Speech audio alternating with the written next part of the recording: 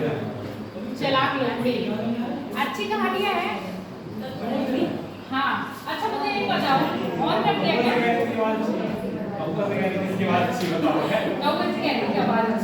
चलो बेटा आप शांत हो जाओ सब लोग। आज का क्या टॉपिक हमारा? वैदिक सभ्यता है, वैदिक संस्कृति, पल्लवी वैदिक काल या वैदिक काल, कुछ भी कह लो। कोई भी हम काल या कोई भी सभ्यता पढ़ेंगे तो उसकी क्या करेंगे? सभ्यता की पहली बात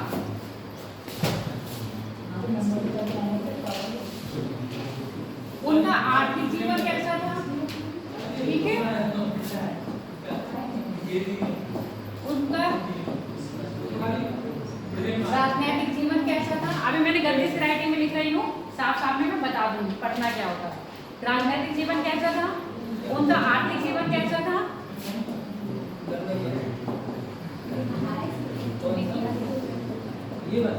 उनका सामाजिक जीवन कैसा था, ठीक है, इसके बाद उनका धार्मिक जीवन कैसा था।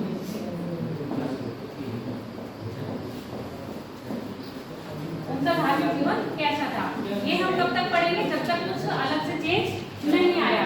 जब फिर आप गुप्त काल में जाओगे या किस में जाओगे, आगे मौर्य में जाओगे तो क्या पढ़ोगे? फिर उनकी कला भी पढ़ोगे, कौन कौन सी कलाएं थी। अभी यहाँ पर कोई कला आया है? अच्छा ये बताओ, मूर्ति सबसे ज्यादा मूर्तियों का निर्माण किस काल में हुआ? सबसे ज्यादा मूर्तियों का निर्माण किस काल में हुआ? वैदिक काल में तो कुछ नहीं हुआ, पाषाण में भी नहीं।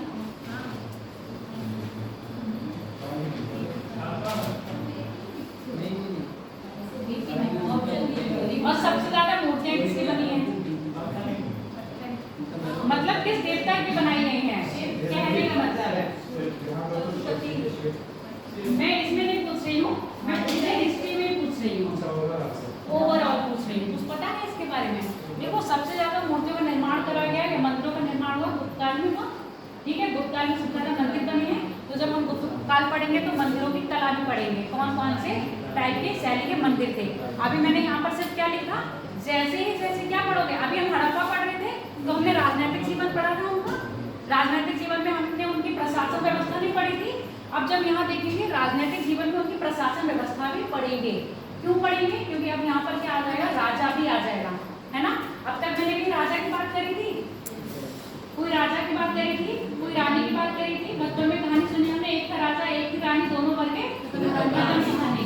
तो यहाँ की कहानी कब खत्म होगी? जब राजा का अंत होगा। तो राजा का अंत कैसे होगा? जब उससे शक्तिशाली कोई नया राजा आएगा, उससे शक्तिशाली कोई नया राजा आएगा तो हम किसकी कहानी फिर से स्टार्ट कर देंगे? फिर कोई नए राजा की। समझ में आ गई है बात? तो हम यहाँ पर पहले राजनीतिक जीवन पढ़ेंगे। अब यहाँ पर राजनीतिक जीवन में यानी कि राजनीतिक संगठन में उनका प्रशासन भी पढ़ेंगे। जैसे अब हमारे भारत में प्रशासन व्यवस्था है कि नहीं है?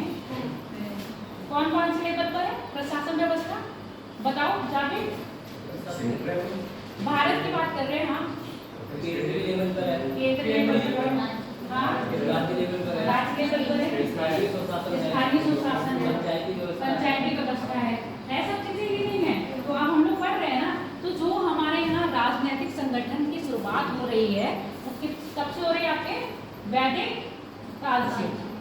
समझ में आ गया? इससे पहले हम प्रशासन भी नहीं पढ़ेगा, राजा पढ़ेगा, रानी पढ़े, क्या पढ़े थे? आम लोगों का आम जीवन। ऐसे लग रहा था कि हमारे क्या है, आम लोग हैं, हम उनके आम जीवन की बात कर रहे हैं। अब हम यहाँ पर विशेष जीवन की बात करेंगे। विशेष जीवन यानी कि आपका राजा का, उस राजा के काल में कैसा प्रशासन था, कैसे जनता रहती थी, जनता को क्या सुविधाएं थी, ये सब चीजें हम किसमें पढ़ेंगे?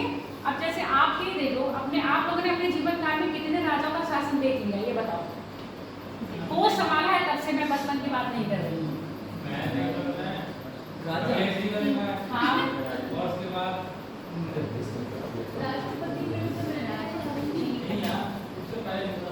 वो स्टेट की बात कर रहे हैं। बताओ अपने जीवन काल में आपने कितने राजाओं का देखा?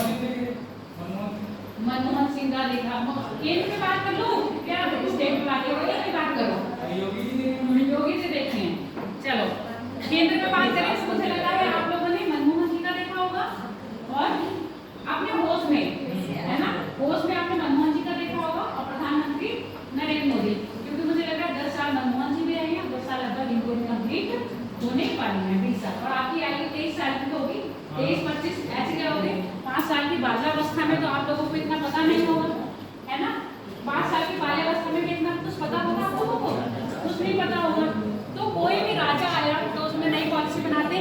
नॉर्मल आप गवर्नमेंट की पॉलिसी पढ़ रहे हो ना, नॉर्मल हम इकोनॉमिक्स में बात कर रहे हैं या पॉलिटी में बात करें तो गवर्नमेंट की पॉलिसी पढ़ते हैं, ऐसे हम यहाँ भी क्या करेंगे, इन लोगों की पॉलिसी पढ़ेंगे।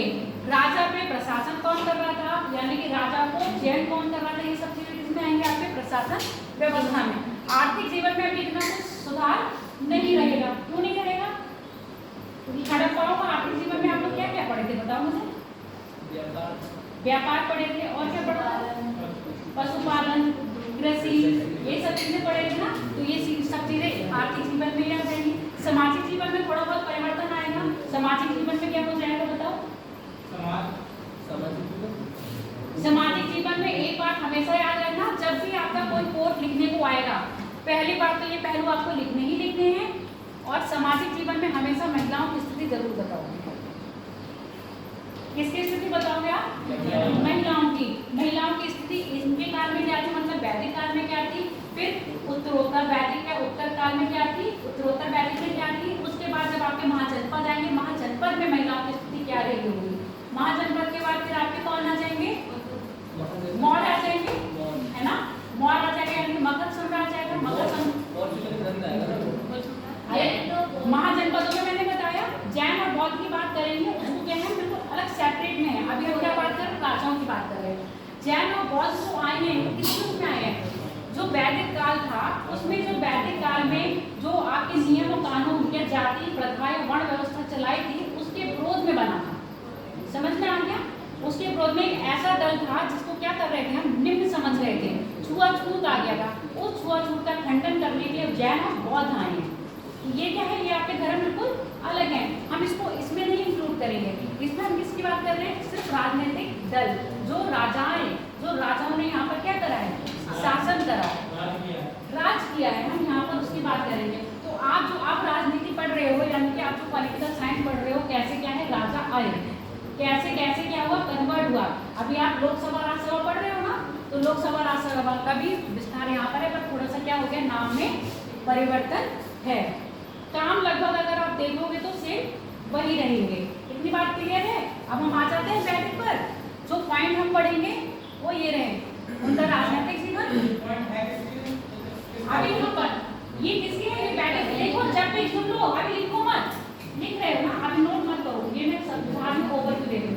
जब भी जैसे नॉर्मली होता था ना, 11th 12th 9th के एग्जाम देते थे, वो डिस्क्रिप्टिव होते थे ना हम लोगों के, उसमें कोई भी पूछा होता था, जैसे मौर्य साम्राज्य में कि चंद्रगुप्त मौर्य के प्रशासन की व्यवस्था का वर्णन कीजिए, तो आप उसमें उनका कार्यकाल लिखते थे, ठीक है, फिर उनके प्रशासन में कौन कौन से मंत्री होते थे, किस मंत्री का क्या पद होता था, उनकी कर व्यवस्था कैसी थी, ये सब चीजें उसमें लिखते थे ना।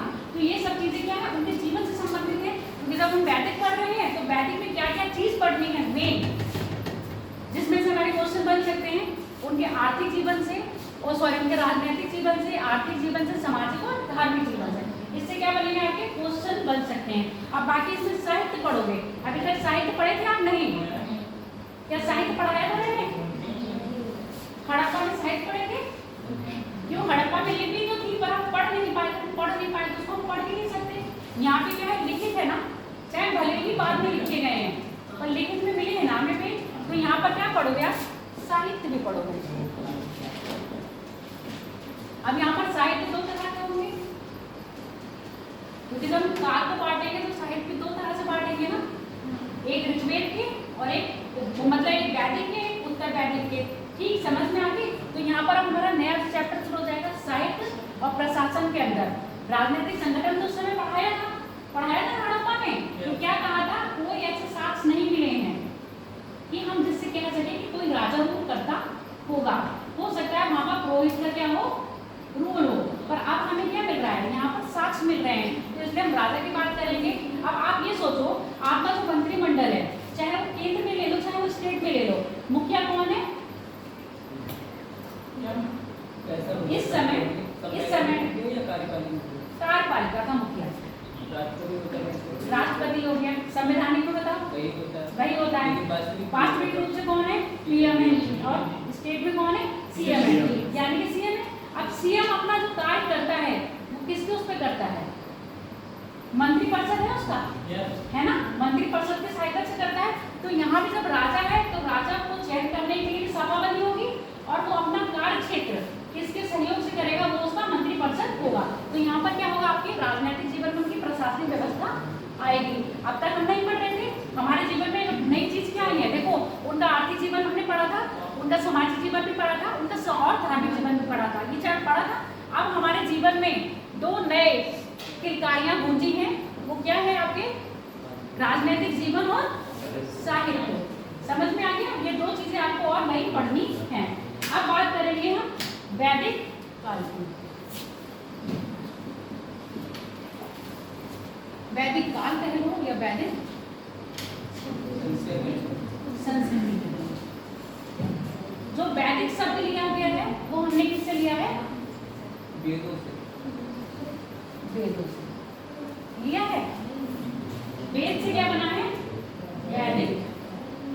और वेद में क्या बोला है, एक शब्द बोला है आर्य। आर्य शब्द किससे लिया है हमने, संस्कृत से, जिसका अर्थ होता है श्रेष्ठ या कुलीन। श्रेष्ठ या कुलीन, यानी कुलीन का मतलब पहले देखो नॉर्मल होता है ना, जब हम लोग कुछ पढ़ते हैं तो नॉर्मल चीजें कुछ चीजें हमें नहीं पता होती। कुलीन पर मतलब ऐसा लगता था जैसे नीचे वर्ग का है, मतलब मैं अपना एक्सपीरियंस बता रही हूँ, कुलीन यानी कि नीचे वर्ग का। और अब मुझे पता है कुलीन मतलब जब उसको तोड़ोगे तो ऊंचे कुल का जो है उसको क्या कह रहे हैं, कुलीन। अब यहाँ पर जो श्रेष्ठ यानी आर्य शब्द आया है, ये कोई प्रजाति सूचक नहीं है। कहने का मतलब है इसमें कोई ये नहीं है कि अगर हम कह रहे हैं श्रेष्ठ हैं तो ये कोई जाति नहीं है, ये क्या है, सिर्फ एक शब्द है। शब्द क्या है, श्रेष्ठ, प्रजाति का सूचक नहीं है, प्रजाति को दर्शाता नहीं है। जैसे आप बात करते हो ना, आप हम लोगों में बड़ व्यवस्था आ गई, आई कि नहीं, किस तरह की बड़ व्यवस्था है, 4 वर्णों में था। इस समय, अभी इस समय नहीं है, उत्तर वैदिक में है ये काम। इस समय बड़ व्यवस्था नहीं है, ऋग्वेद में बड़ व्यवस्था नहीं है। 10वें मंडल में है, वो 10वां मंडल बाद में लिखा गया है।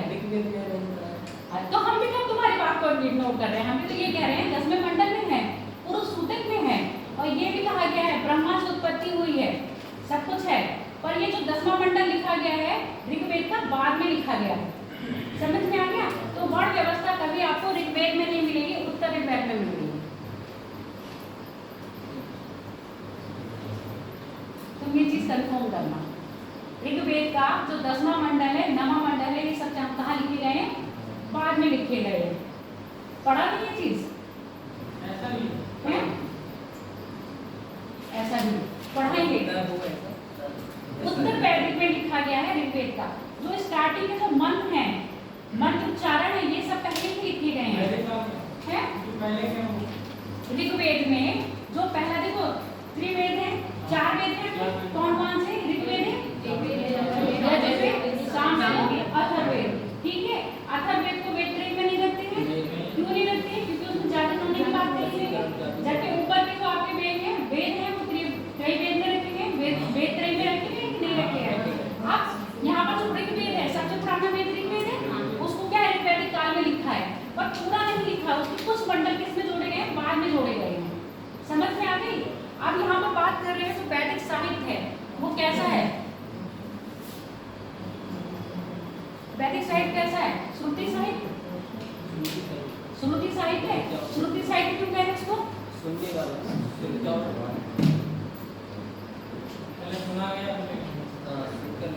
सुनकर लिखा गया। अब जैसे मेरी बात सुन लो, पहले हम लोगों के पूर्वज हैं, ये दादी दादा हैं, कई कहानियां या कई विचार हम लोगों को बताते हैं कि नहीं बताते हैं, है ना, और उनको उनका रीजन नहीं पता होता है, पर नॉर्मली वो उनको बताते हैं, और वही हम पीढ़ी दर पीढ़ी क्या कर रहे हैं, आगे ट्रांसफर करते हैं, कर रहे हैं कि नहीं। जैसे उस दिन बात हुई थी बिल्ली वाली, बिल्ली रास्ता काट गई है ना, तो कई लोग क्या आप सब मानते हैं, मानते हैं कि नहीं, जावे बट ये होता नहीं, हम मन में ही विचारते हैं होगा तभी हो जाता है। ये मैं कह रही हूं अपने अपने हिसाब से। देखो आप कोई कह रहा होता है, कोई कह रहा नहीं, जिसके साथ हुआ उसने कहा होता है, जिसके साथ जुड़ना हो वो कहता होता है, जिसके साथ करना नहीं होता। आप सुनो बात नहीं, अरे मेरे से भी बात कर लो, अपने से बात करने से मेरे से बात करो, ठीक है। जिसके साथ हो रहा है वो कह रहा है ठीक है, जिसके साथ नहीं हो रहा वो नहीं होता। नॉर्मल देखो मैं अपना ही एक्सपीरियंस बता रही हूँ, ये हम ना एक्सपीरियंस करते हैं तो ये बात पता चलती है। हमारे पड़ोस में सिंधी लोग हैं ना, पंजाबी लोग हैं, तो वो दशहरा मनाते हैं। अब नॉर्मल है, जब दादी के ज़माने से बन रहा है, उनकी सास ने बनाया होगा तो उन्होंने भी वही चीज़ अपनाई। अब जब बहू का ज़माना आया तो उन्होंने भी कुछ नहीं कहा, नहीं पूछा, भैया सास बना रहे तो हम भी क्या कर रहे हैं, मनाते जा रहे हैं। एक तरह से रीति रिवाज है, रीजन नहीं पता है क्यों मना रहे हैं, क्यों नहीं मना रहे हैं, मनाते गए। अब जब नई पीढ़ी आई तो क्या करने लगी, सवाल जवाब कर रही है ना। अगर आप ऐसा कर रहे हो तो क्यों कर रहे हो, पहले मेरे को रीजन दो। अगर आप सेटिस्फाई कर रहे हो मुझे तो ठीक है, सेटिस्फाई नहीं कर रहे तो कर रही बेकार है। अब उन्होंने कहा ये क्यों मनाते हैं, तो मतलब चाची ने फिर जवाब दिया कि पता नहीं तुम्हारी दादी बनाती थी इसलिए हम मना रहे हैं। और उन्होंने कहा उनसे, तो हमने कभी पूछा ही नहीं क्यों मनाते हैं, तो हम कैसे मनाएं। तो उन्होंने कहा कि फिर जब यही पता ही नहीं है क्यों मनाते हो तो क्यों मना रहे हो, बंद कर दो। क्यों मना रहे हो, बंद कर दो। आप उनके यहाँ चीज़ नहीं बन रही है, आप सुनते जाना, उनके ये चीज़ नहीं बनी, मतलब अब उन्होंने बंद कर दिया। अब उनकी आगे आने वाली पीढ़ी की चीज़ बनाएगी, बनाएगी, वही की प्रथा खत्म हो गई ना। तो यही वाली प्रथा है, जब सुनने वाली बात कही गई है तो कुछ ज्ञान ऐसा था जो हम क्या कर रहे हैं, सुन के नई पीढ़ी को देते जा रहे हैं, क्योंकि आगे को भाषा का ज्ञान तो था पर लिपि का ज्ञान नहीं था। समझ में आ गया, भाषा का ज्ञान था, लिपि का ज्ञान नहीं था। और ये अपना ज्ञान आने वाली पीढ़ी को कैसे देते थे, सुन के देते थे। इसलिए इन्होंने जो साहित्य लिखे गए हैं, श्रुति साहित्य लिखे गए हैं। और ये श्रुति साहित्य आर्यों के द्वारा नहीं, किसके द्वारा लिखे गए हैं, कहा गया है ईश्वर ने क्या है, ऋषियों को दिव्य ज्ञान दिया, उसी दिव्य ज्ञान के आधार पर ऋषियों ने किसकी करी है, वेदों की रचना करी है। इतनी बात क्लियर हुई है या नहीं। आर्यों को किसका ज्ञान नहीं था, लिपि का ज्ञान नहीं था, वो अपना ज्ञान। अब यहाँ पर लिपि का ज्ञान आप ऐसे समझ लो जैसे आप हम लोगों को रीजन नहीं पता होता है। कई बार कई चीजें हम लोग करते हैं बिना रीजन के करते हैं, नहीं पता होता है ना। तो यहाँ पर इन लोगों को अपना जो ज्ञान दिया इन्होंने आगे कर दिया। हो सकता है इनको रीजन बताया हो। अब मैं यहाँ से बहुत चीज आपको बताती हूँ, आपके दिमाग में कुछ चीज रह जाती है, कुछ चीज भूल जाती है। श्रुति ज्ञान ऐसा ही होता है ना, श्रुति ज्ञान ऐसे ही होता है सुनने वाला। यहाँ कुछ चीज याद रहेगी, मान लो मैंने आपको 100% बताया, आपके दिमाग में कितना रह गया, 90%। 25 को मत बोलो, 90% रह गया। अगर इसलिए आपको कंठस्थ करते, क्या कहते, मनन करते, फिर निध्यासन करते, फिर क्या होता है, ये चीज आपको 100% याद रहती है। यानी कि मैं जब आपसे कहती हूँ घर जाके पढ़ो, घर जाके पढ़ते तो 100 है तो 100 रहता, घर जाके नहीं पढ़ रहे तो यहाँ से घर तक पहुँचे तो 90 रह गया। अगर घर जाके पढ़ते तो इसमें ये 10 ऐड हो जाता है ना, ये 10 ऐड हो जाता। अब आपने घर जाके नहीं पढ़ा, जो 10 ऐड होना था वो भी क्या हो गया, माइनस हो गया। अब वो माइनस कितना हो गया, 40। अब कितना बच रहा है, 50%। फिर थोड़े दिन तक आप पढ़े ही नहीं तो कितना बच गया, कुछ ऐसी बातें याद रहेगी जो मैंने मजाक में कही होंगी, वो आपके दिमाग में रहेगी, पर उससे जो रिलेटेड मैंने टॉपिक किया होगा वो आपके दिमाग में नहीं रहा। तो अब यहाँ पर क्या रहा, श्रुति ज्ञान है। नॉर्मली मैंने यही बात तो कही, रीजन हो सकता है कभी कभी हमारे पूर्वज रीजन भूल गए हो, बस अब उन्होंने हमसे क्या कह दिया कि हमारे दादी ने बताया था तो हम भी कर रहे हैं, और नहीं पता है तो हम नहीं कर रहे हैं। और कभी हमारी हिम्मत हुई नहीं कि हम उनसे ये चीज पूछ पाए, है ना। जैसे आप बच्चे हिम्मत कर लेते हैं कि ऐसे क्यों कर रहे हो, उस जमाने में बच्चे अपने माँ बाप के सामने बोलते नहीं थे। आपके भी पिताजी होंगे, अगर उनके भी मतलब आपके दादा भी जिंदा होंगे तो अभी भी आप देखना, अगर दादा ने एक डांट लगाई है तो पिताजी बोलेंगे नहीं। होता है कि नहीं, किसी ने देखा है ना। पर आजकल की पीढ़ी अगर पिताजी ने कुछ कही है तो बच्चे सवाल हो जाते हैं, है ना। तो कितना आदर्शों में चेंज आया आप ये देखो, आया है कि नहीं। पहले बोलते नहीं थे, नॉर्मल ये होता था। देखो मैं कह रही थी समाज में बहुत परिवर्तन आया। पहले आपका शिक्षक, आपका पड़ोसी भी डांट देता था, तब भी हम लोग उसकी बात को बुरा नहीं मानते थे। ये कहते थे बड़ा है, हमारे भले के लिए सोच रहा है। आप पता है क्या कहेंगे, इसको क्या पड़ी है। जब हमारे माँ बाप हमसे कुछ नहीं कह रहे हैं तो ये क्यों कह रहा है, होता है कि नहीं है,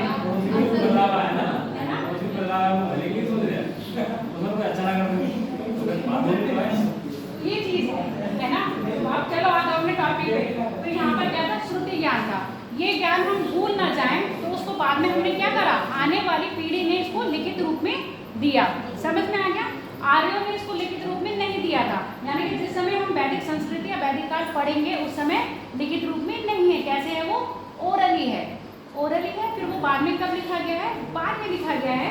और लिखने का तरीका उन्होंने क्या बताया है? ये कोई साधारण पुरुष ने नहीं लिखा। किसने लिखा है? ईश्वर ने क्या करा? ईश्वर ने उनको दिव्य ज्ञान दिया। किसको दिया? ऋषि मुनियों को दिव्य ज्ञान दिया और उन्होंने क्या करा? आके एक वैदिक में उनके वेदों की रचना करी है।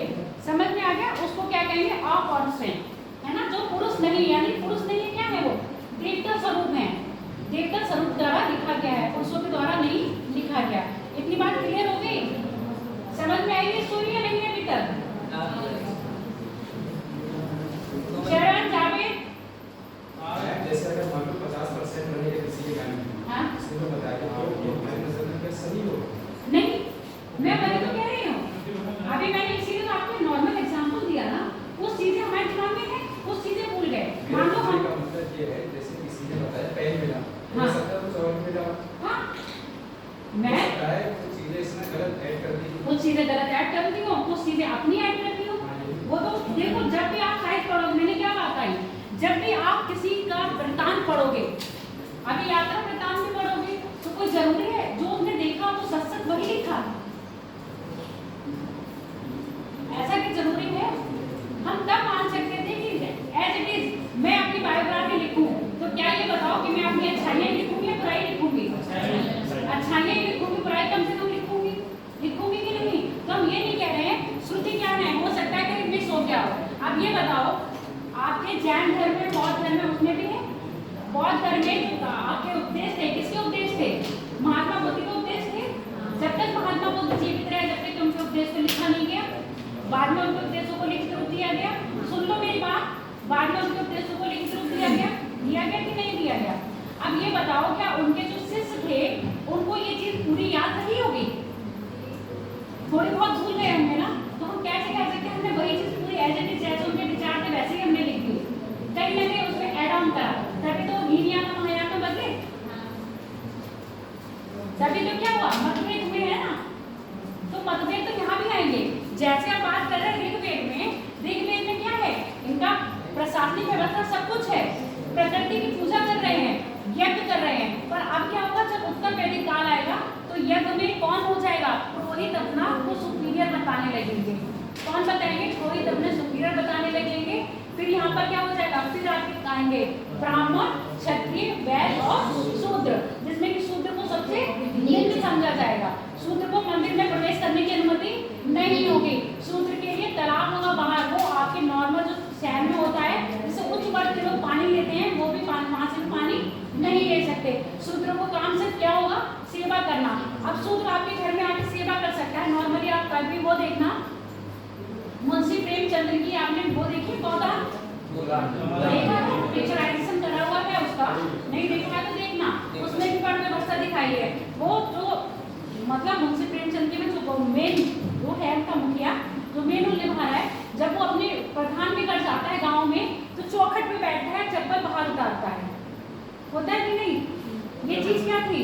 आप उसको दास बना ले रहे हो। और अधिकतर साउथ इंडियन की मूवी देखना, उसमें ये अभी भी दिखाते हैं, उसमें छुआछूत वाला सिस्टम अभी भी दिखाते हैं कि आप क्या करोगे? आप मंदिर में प्रवेश नहीं कर सकते हो, दूर से देवता के दर्शन करो। ये सब सिस्टम कहाँ आया था? आपके उत्तर वैदिक काल में। जब ये आया शूद्र का, तो सबसे ज्यादा जैन और बौद्ध में कन्वर्ट हुए, वो कौन हुए? शूद्र हुए हैं। जब ये शूद्र जब कन्वर्ट होने लगे, तभी तो उन्होंने कहा कि उसने कहा वेदों की ओर लौटो। किसने नारा दिया? दयानंद सरस्वती ने। शुद्धिकरण का भी कहा ना। क्यों कहा? क्यों ज्यादा से ज्यादा लोग कन्वर्ट हो रहे थे। अब फिर आपके अम्बेडकर जी, भीमराव अम्बेडकर जी ने क्या बात कही है?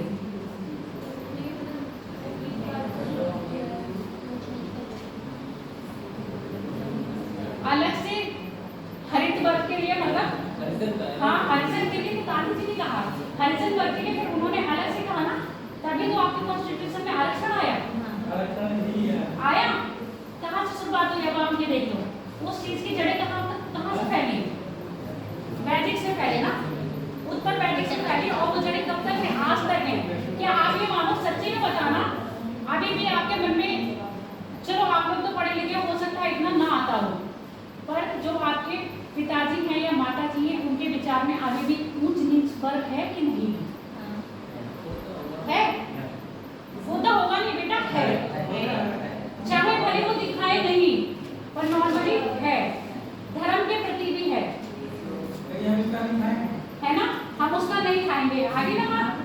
अब ये बताओ जड़ें कब से फैली और कब तक हैं? कितनी मजबूत जड़ें हैं कि आप पढ़ाई भी कर रहे हो। अब ये सुनो मेरी बात, अगर कोई नीची जाति का आदमी आपको छू जाता है तो आपको कोड़ हो जाता है क्या? किसी अलग धर्म में आप खा लेते हो तो क्या आपका बीमार हो जाते हो क्या? या वो कुछ और खाता है? खाते तो वही है ना, आदमी तो वही है। तो इन चीजों को किस कब करा गया? इन चीजों का खंडन आपके मॉडर्न हिस्ट्री में जब देखा गया तो धीरे धीरे क्या करा गया? इन चीजों को खत्म किया गया। अब जब कॉन्स्टिट्यूशन बना तो ये कहा ये चीजें ऐसे खत्म नहीं होंगी। तो भीमराव अम्बेडकर जी ने सिर्फ आरक्षण ये कहा था जब तक ये निम्न वर्ग है अपनी समान अवस्था में नहीं आता तब तक हम आरक्षण रखेंगे, उसके बाद हम आरक्षण नहीं रखेंगे। ये चीज कही है ना। तो ये देखो कहाँ से जड़ें फैली और कितनी जड़ें इसकी मजबूत हैं। अभी भी कहाँ हो रहा है? अभी भी नॉर्मल है। इंटरकास्ट मैरिज कोई स्वीकार करता है? ये बताओ करते हैं ना? आगे ना कहाँ से हो रही है ये जाति प्रथा? यहाँ से शुरू हुई है। अब आगे देखो कौन सा इतिहास पढ़े? 1500 BC का इतिहास पढ़ोगे और आज कौन से जमाने में हो आप? 21वीं सेंचुरी में होगा। 21वीं शताब्दी चल रही है बेटा। शताब्दी 21वीं क्यों चल रही है ये पता है आपको? आप 2020 और 20 लिखते हो, ऐसा तो सिर्फ 20वीं चल रही है पर हम कहते हैं शताब्दी चल रही है 21वीं, है ना? रीजन पता है 21वीं क्यों कह रहे हैं जबकि हम सन 2000 लिख रहे हैं?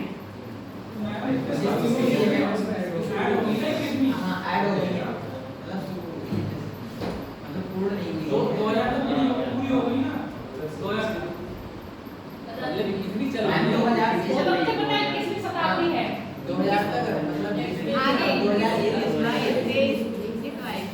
19वीं चल रही थी, वो 20वीं शताब्दी थी, ऐसे समझो। है ना? जो 1901 चला था वो 20वीं शताब्दी थी, ये समझ गए? और ये जब 2000 पूरा कंप्लीट कर लिया तो ये 20वीं खत्म हो गई, 21वीं स्टार्ट हो गई। अब गिनती आप करोगे ना शताब्दी को 0 से 1 से स्टार्ट करोगे, 0 से 100 तक चलेगा तो ये पहली शताब्दी हो गई कि नहीं हो गई? फिर 100 से 200, फिर ये दूसरी शताब्दी हो गई। आपकी समझ में इसको इंक्लूड कर रहे हैं, इसलिए हम शताब्दी में आगे चलते हैं और ईयर्स में पीछे चलते हैं। इतनी बात क्लियर है कि नहीं? अब हम कब की बात कर रहे हैं? जब ये शताब्दियां कितनी स्टार्ट हुई थी? 1500 BC की बात से, और हम आज कहाँ पर हैं? 21वीं शताब्दी पर हैं। अब भी हमारी जड़ें इतनी मजबूत हैं कि कत्ल हो जाते हैं और सोच नहीं बढ़ती। और फिर हम पाठ करते हैं इंसानियत इंसानियत इंसानियत। हाँ, इंसानियत लाई नहीं है। अगर रियली में इंसानियत ले आओगे ना तो ये सब चीजें नहीं होंगी। जो आप खा रहे हो वही अगला बंदा भी खा रहा है। भगवान ने कोई अंतर करा? सभी को एक समान बनाया ना? कुल कहाँ बने? यही बने। नॉर्मल है, मैं ये बात नहीं कर रही हूँ। देखो जनरली सबके घर में ये है। आप लोग पढ़ लिख गए हो तो इतनी सोच परिवर्तित हो गई है कि हाँ कास्ट को नहीं मानते हो। क्या आपके दोस्त ब्राह्मण नहीं है? क्या आप दोस्त आपके दोस्त दूसरे कास्ट के नहीं है? क्या सेम अपनी कास्ट के दोस्त ढूंढते हो या अपने धर्म के दोस्त ढूंढते हो? अपने विचारों से ढूंढते हो ना। जिससे विचार मिलेंगे वही दोस्त बनेगा, है ना? चाहे वो कोई भी धर्म का हो। कभी कभी ऐसा होता है अपनी कास्ट अपना धर्म का दोस्त नहीं साथ देता है, दूसरा धर्म का दूसरी कास्ट का दोस्त साथ देता है कि नहीं देता है? तो यहाँ पर क्या है, जब ये उत्तर वैदिक काल में सब चीजें आई, इनका खंडन करने के लिए आके जैन और बौद्ध आए थे। इसलिए मैंने कहा ये टॉपिक बिल्कुल हमारा क्या है, अलग है। अब हम बात कर ले ऋग्वैदिक क्या है? लिपि। आप लोगों को लिपि का ज्ञान नहीं था, सिर्फ क्या था? श्रुति थे, यानी कि वो सुनते ही अपने ज्ञान को आगे बढ़ाते थे। अब इसका एग्जाम्पल आप देख लो, किसने रामायण महाभारत और ये सब देखे हैं? देखे हो? आज के टाइम के बच्चे देखे हो? नहीं देखे हो? देखो ये नहीं देखे तो आप खड़ा करो। कौन कौन देखा है? सब कुछ सीखे हो? उसमें विद्यारंभ होती रही। विद्यारंभ के लिए कौन सा संस्कार है? बताओ, विद्यारंभ के लिए कौन सा संस्कार किया जाता है? 16 संस्कार है? ये तो सबको पता है। सबसे पहला संस्कार कौन सा होता है?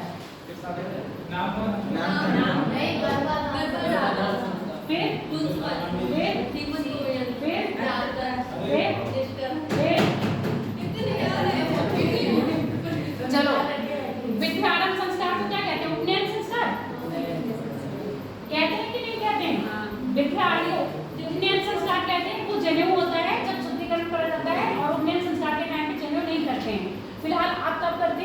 शादी ब्याह होते हैं उस समय करते हैं। जनेऊ के क्या होते हैं, नियम बहुत ज्यादा तगड़े हैं और आजकल की पीढ़ी नहीं मानती है। पुराने जमाने के लोग देखो अभी भी जनेऊ पहने हैं और जनेऊ का बहुत अच्छी तरह करते हैं। जनेऊ अशुद्ध हो जाता है तुरंत बदलते हैं वो लोग कि हमारा जनेऊ क्या हो गया, अशुद्ध हो गया है। तो ऐसा नहीं है, जनेऊ संस्कार सब में, जनेऊ संस्कार पढ़ोगे तो ये नहीं है सिर्फ ब्राह्मण ही करते हैं। आप लोग के उसमें यानी कि और जो भी कास्ट है उसमें भी क्या होता है, जब शादी करते हैं तो जनेऊ बनाते हैं लड़के को। हाँ, शादी में जनेऊ चलता है, वो इसीलिए करते हैं, वो जनेऊ जरूरी है। ब्राह्मण तो नॉर्मली नियम करते ही हैं। अब नई पीढ़ी सुना, ब्राह्मण लोग गले लगाते हैं। हाँ जो क्षत्रिय लोग होते हैं वो कमर बांधते हैं। हाँ, वही तो मैं कह रही हूँ, जनेऊ की प्रथा थी, जनेऊ की प्रथा थी। अब क्या है, जनेऊ का सिस्टम क्या हो गया, कान में डालते हैं जब आप शौचालय वगैरह जाते हैं तब उसको कान में डालते हैं। अगर आपने जनेऊ कान में डालना भूल गए तो आपका जनेऊ अशुद्ध हो जाता है। इसका कोई सेंस ये वाली बात है जो इससे इंक्लूड है। अब मैंने वही वाली बात कही है ना, अब इसका कोई सेंस, जैसे तुमने आज क्वेश्चन कर लिया कि ऐसा क्यों होता है, तो ऐसे नॉर्मल बच्चे क्वेश्चन करते हैं। अगर उनको उनका पता होगा, मेरे को जितना पता है क्योंकि मेरे यहाँ तो ब्राह्मण रहे थे, नॉर्मल हमने उनसे जो पूछा तो मुझे इनका यही था कि जनेऊ अशुद्ध हो जाता है। अशुद्ध होता है, क्यों हो जाता है नहीं पता है। लंबा कान में लगाने का इफेक्ट है वो इतना लंबा होता है कि जब कहीं ऐसी जगह जाओगे तो ऊपर रखना कमर से ऊपर, कमर से नीचे का जो धड़ होता है अशुद्ध ही मानते हैं। जब वो ऐसा कुछ करने जाओगे तो मैं कान में लपेटना पड़ेगा, उससे ऊपर हो जाता है। साउथ में जाओगे ना, आपके जो वस्त्र होते हैं, सुन लो मेरी बात, साउथ इंडिया में, अरे मेरी बात सुनो, बात कर रहे हैं बताना, साउथ इंडिया में तुम लोग बात तो सुनो, मेरी बात सुनो। साउथ इंडिया में जितने भी टेम्पल हैं वहाँ पर क्या होता है, पुरुष जो जाएगा, महिला साड़ी पहनेगी, ऐसे कपड़े पहन के जाएगी जिसमें आपका पूरा बदन ढका होगा। आजकल के मॉडर्न कपड़े नहीं पहनना, सूट पहनिए या साड़ी पहन के जाइए, ठीक है। दूसरी बात, जो पुरुष होते हैं उनके लिए कौन से वस्त्र आए हैं, उनके लिए ये आया, नीचे आप धोती पहनेंगे, ऊपर आप कुछ नहीं पहनेंगे। मिलते भी हैं, ऐसा है। तो ये सब क्या है, नियम है। ये नियम किसने बनाए हैं, आपके पुरोहितों ने बनाए हैं। और कब बने हैं, उत्तर वैदिक काल के बने हैं। जो हमारी चीजें अब क्या चली आ रही हैं। फिलहाल अब इतना टॉपिक डिस्कशन धीरे धीरे हम लोग करते रहेंगे। टॉपिक में बहुत बड़ा है और हमें पढ़ना भी है। अब शांत हो जाओ। अरे अब बाद में बात करेगा, अभी हम क्लास में अगली बात ये डिस्कशन बाद में करेंगे। हाँ, ये बताएगा सबको बताएगा। अब शांत हो जाओ। लिपि समझ में आ गई, बाकी सब कुछ समझ में आ गया। अब हम जो वैदिक काल को बांट देंगे। अरे चरण, अब नहीं बेटा, है ना, अब डिस्कशन बंद करो। अब हम जो वैदिक काल को बांटेंगे वो दो अध्ययन की दृष्टि से किसमें बांटेंगे हम, ऋग्वेद में। अच्छा, इससे पहले थोड़ा सा और डिस्कशन कर लें। इसको ढीला कर दिखाती हूँ, बात नहीं करना।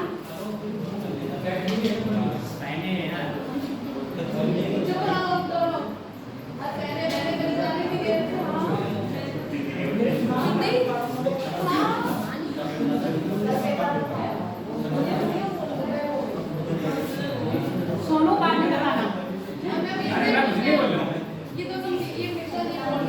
हाँ, आगे लोग अपना अपना बताएंगे। जब जब जो बातें आएंगी सबसे सब पूछा जाएगा। मिश्रा भी बताएंगे। देखो मैं क्या कह रही हूँ, किसी का कोई गलत नहीं है। जो आपके दर्शन है, जो आपके विचार है, जो आपके धर्म को, धर्म किसी का भी है, सबके धर्म के सम्मान करना चाहिए। और मेन बात सीधे ये है, सबसे बड़ा धर्म आपका इंसानियत का है। अगर आप इंसानियत दिखा रहे हो, है ना, इंसानियत दिखा रहे हो तो आप सच्चे इंसान हो। और मेन बात होती ना, धर्म जब ज्यादा ही दिमाग में चढ़ जाता है तो क्या हो जाता है, वो एक विनाशकारी हो जाता है। नॉर्मली आप देखना,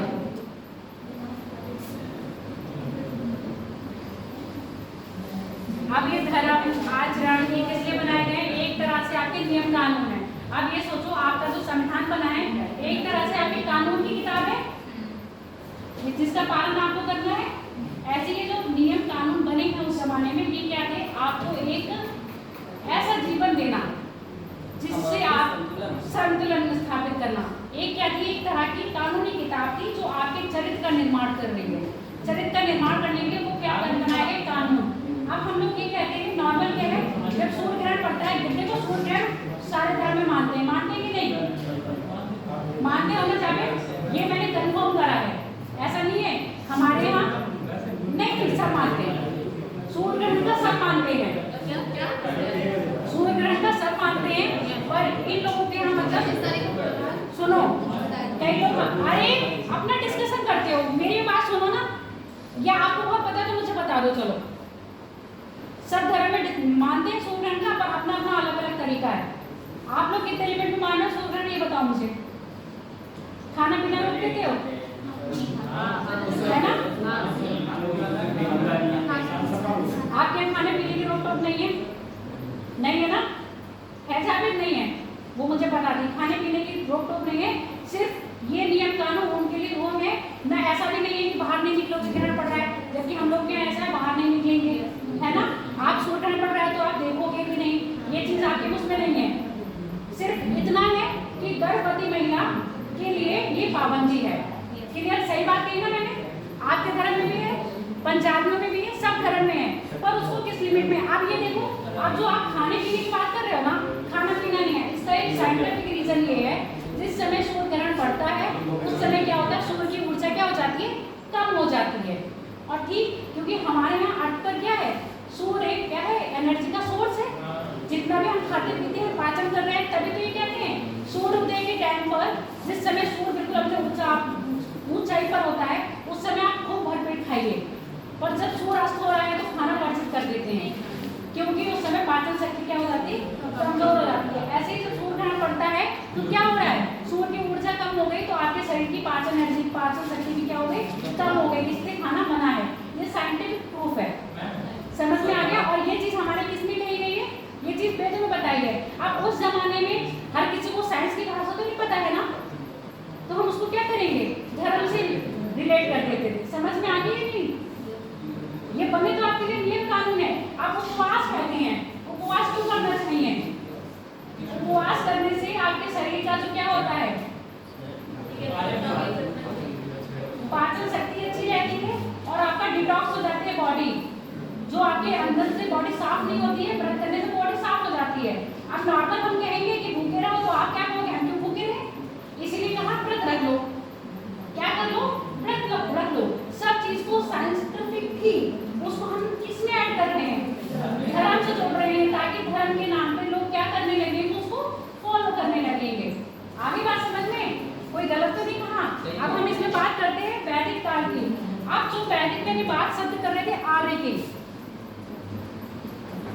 फालतू का डिस्कशन इतना हो जाता है कि हम लोग टॉपिक से क्या हो जाते हैं, भटक जाते हैं।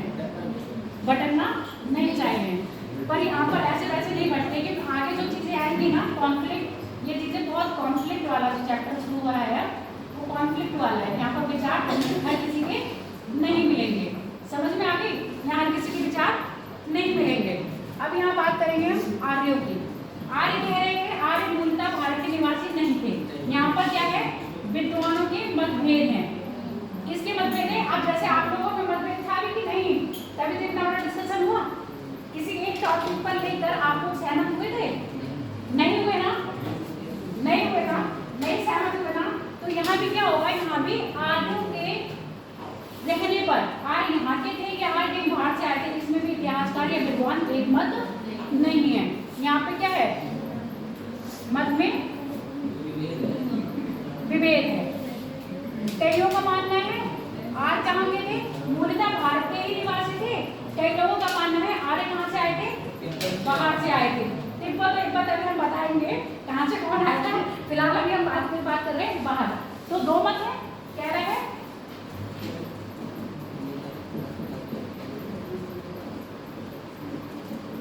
भारत के निवासी थे, ठीक है। दूसरा मत है कहाँ से आए थे,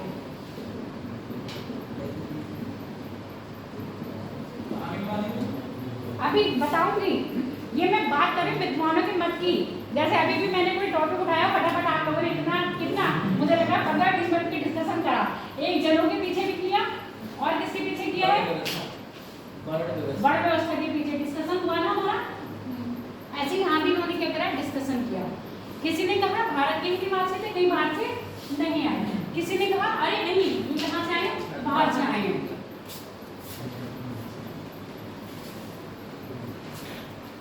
एक नाम है भगवान दास गंडिया गाड़ियावाला,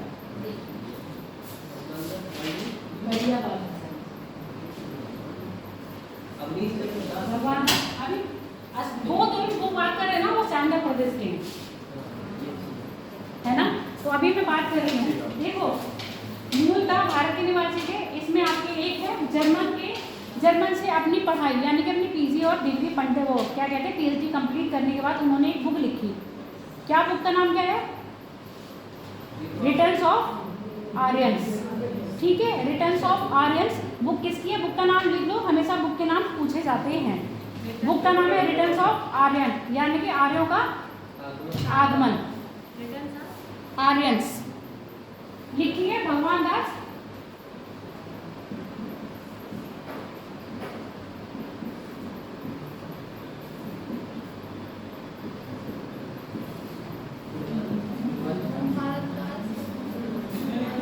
गिडवानी है, गिडवानी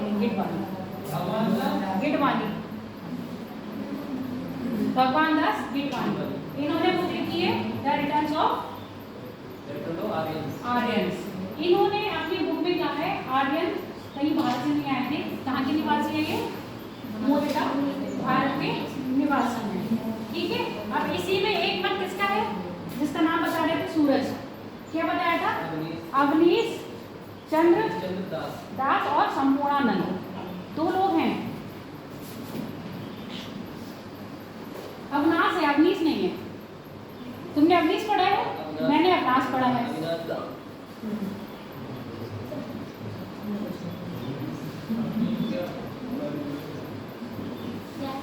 अवनाश है, समझ गए, और कोई नहीं है।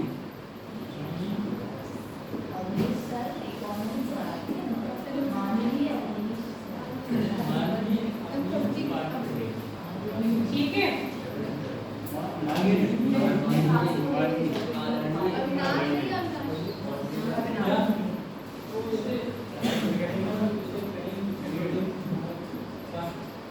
आप सुन लो, इन्होंने क्या कहा, आर्य कहाँ के निवासी है, आर्य शब्द सांगम प्रदेश के हैं।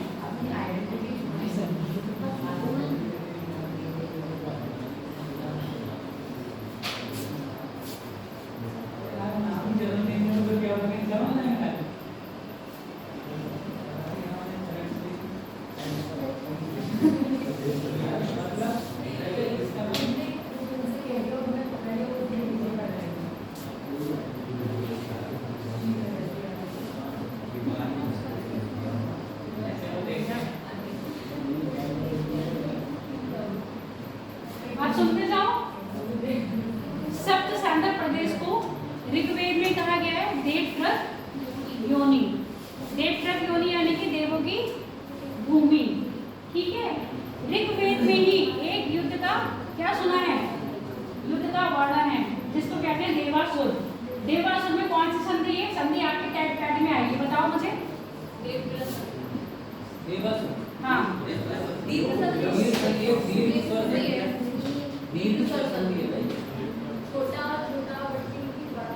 अच्छा, समास कौन सा है इसमें,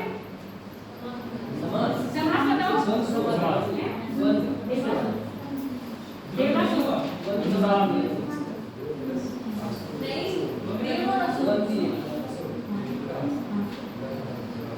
बताओ, द्वंद्व समास है और दीर्घ स्वर संधि है, दोनों ही सही बता रहे हैं। कैसे, अपोजिट है ना, द्वंद्व समास में अपोजिट होते ना, दिन रात, माता पिता,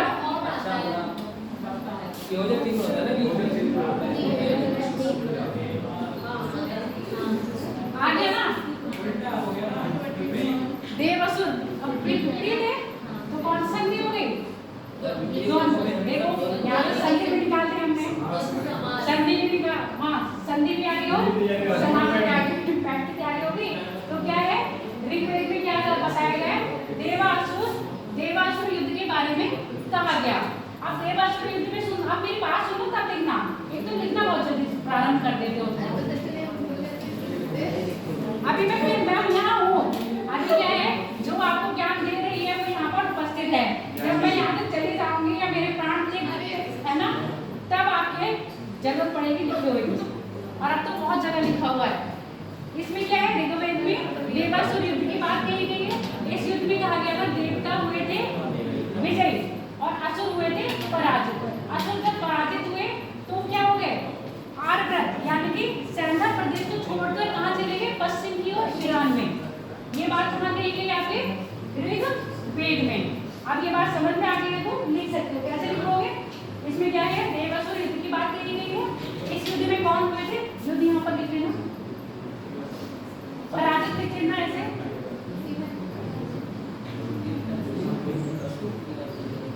पराजित हुए असुर, और असुर कहाँ चले गए, सप्त सेंधा प्रदेश को छोड़कर पश्चिम की ओर ईरान में चले गए।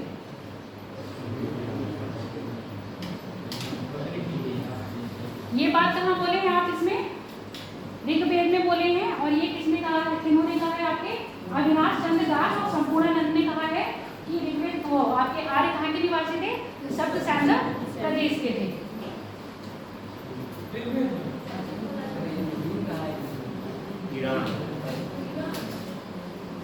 उन्होंने अपनी बात से, तो आप कह रहे हैं ना, जब आप किसी से कुछ क्वेश्चन कर रहे हो, अब मैं उसके अपनी बात के सपोर्ट में कोई बात रख दे रही हूँ, तो मेरी बात क्या हो गई, सत्य साबित हो रही है ना। मैं अपना कोई कथन कह रही हूँ, उसके कथन में आपको कोई एक लॉजिक दे रही हूँ, प्योर लॉजिक दे रही हूँ, तो मेरी बात की पुष्टि हो रही है ना। अब यहाँ पर इन्होंने क्या, इन्होंने ये बात कही सप्त सेंधा प्रदेश की थी, सप्त सेंधा प्रदेश के निवासी थे। इन्होंने कहा, इन्होंने कहा, पर इन्होंने जो अपनी बात का आधार माना है वो क्या माना है, ऋग्वेद। अब ऋग्वेद में क्या कहा है, ऋग्वेद में देवासुर की, मतलब ऋग्वेद को क्या कहा है, सब सेंधा प्रदेश में देवव्रत योनि, ठीक है। अब ऋग्वेद में देवासुर युद्ध की बात कही गई है।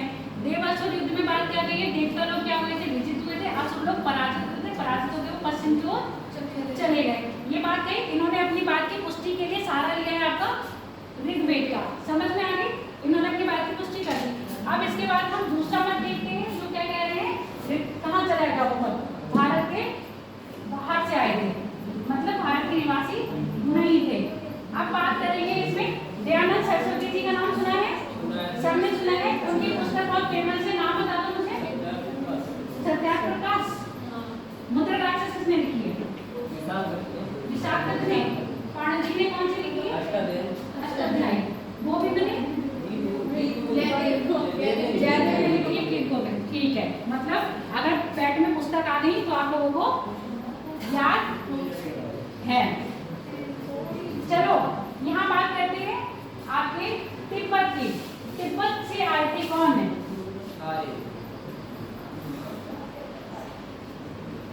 आर्य कहाँ से आए हैं, तिब्बत से आए हैं। ये बात किसने कही है, दयानंद सरस्वती जी ने। और दयानंद सरस्वती जी ने ये बात कही है, उन्होंने अपनी पुस्तक में ये बात कही है। उनकी पुस्तक का नाम है सत्याप्रकाश।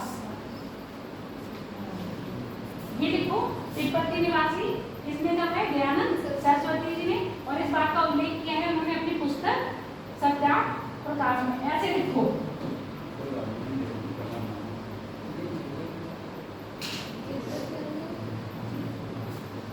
ठीक है। इनकी पुस्तक है सत्याप्रकाश।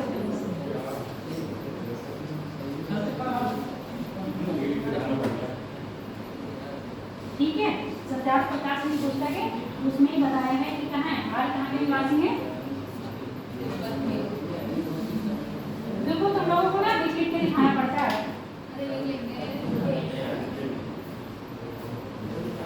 इसके बाद बाल गंगाधर तिलक जी का नाम सुना है आपने,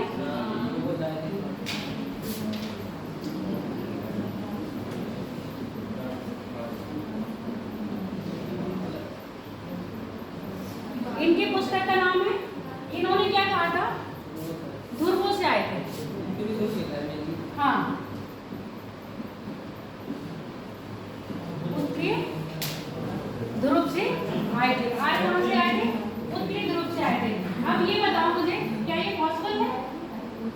उत्तरी ध्रुव इतना ठंडा एरिया है, पॉसिबल नहीं है। आप लॉजिक दे रहे हैं तो ऐसे लॉजिक दीजिए थोड़ा से हजम हो जाए। यहाँ पर उत्तरी ध्रुव कितना ठंडा है, हमेशा क्या रहता है, बर्फ से आच्छादित रहता है। तो कोई ठंडे प्रदेश में रहता होगा वो क्या गर्म प्रदेश में आ जाएगा? नहीं आ जाएगा ना। अब ये बात इन्होंने क्या अपनी बुक लिखी है, इन्होंने किसने, बाल गंगाधर तिलक ने। बुक का नाम याद है किसी को? आलोक, बुक का नाम क्या है? बाल गंगाधर तिलक जी की, जिसमें उन्होंने बताया है आर्यंस कहाँ के निवासी थे, उत्तरी ध्रुव के।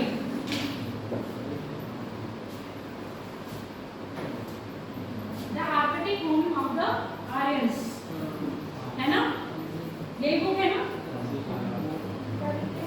The Arctic home of Aryans, the Arctic home of the Aryans. Super home of the Aryans लिख लिया। अगली बात करते हैं मैक्स मूलर की। बात करिए मैक्स मूलर। हाँ हाँ हाँ, जैसे इन्होंने सत्याग्रह प्रकाश में लिखा, इन्होंने अपनी मैक्स उसमें लिखा, मैक्स मूलर नहीं, the Aryans, the Arctic home of the Aryans में लिखा। अब यहाँ बात कर रहे हैं मैक्स मूलर की।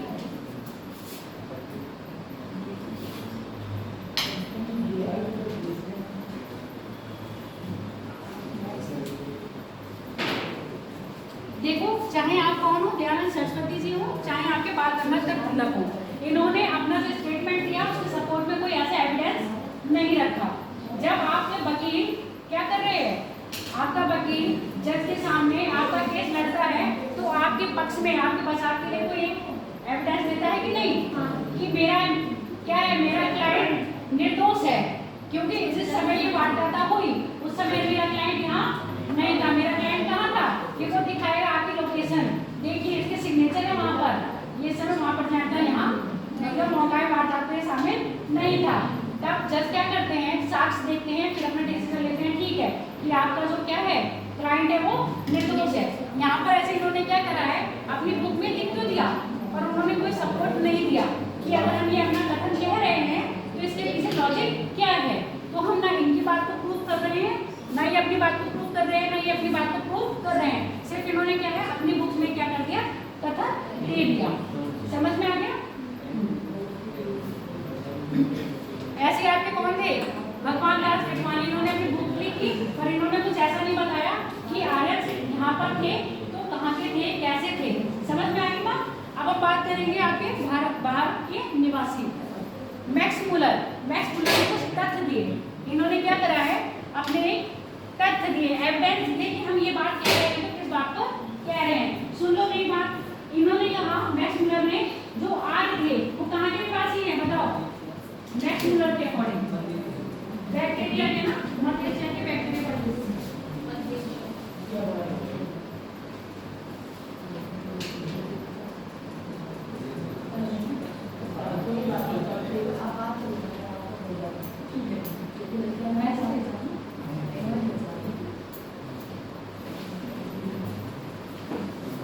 मैक्स मूलर ने क्या कहा था, आर्य कहाँ के थे, मध्य एशिया के बैक्टीरिया प्रदेश से थे।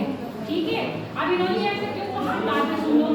इन्होंने कुछ यानी कि जो आपके ऋग्वेद में और जो आपका कहाँ का है, ईरान का, कौन सा है, ईरान का जिंद अवेस्ता, ईरान का ग्रंथ क्या है, जिंद अवेस्ता, यही लिख दो।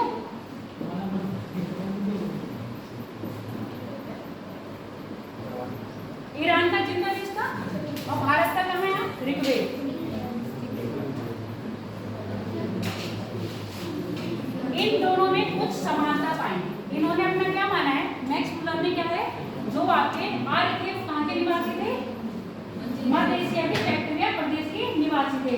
अब इन्होंने अपनी बात को सपोर्ट करने के लिए साक्ष्य दिए। वो साक्ष्य क्या दिए, उन्होंने कहा जो ईरान का ग्रंथ है, ईरान का ग्रंथ कौन सा है, जिंद अवेस्ता, उसके कुछ शब्द हैं जो किसके, ऋग्वेद से मिलते हैं। और ऋग्वेद में ईश्वर है, ईश्वर सबसे अच्छा, ऋग्वेद में सबसे प्रमुख ईश्वर कौन था,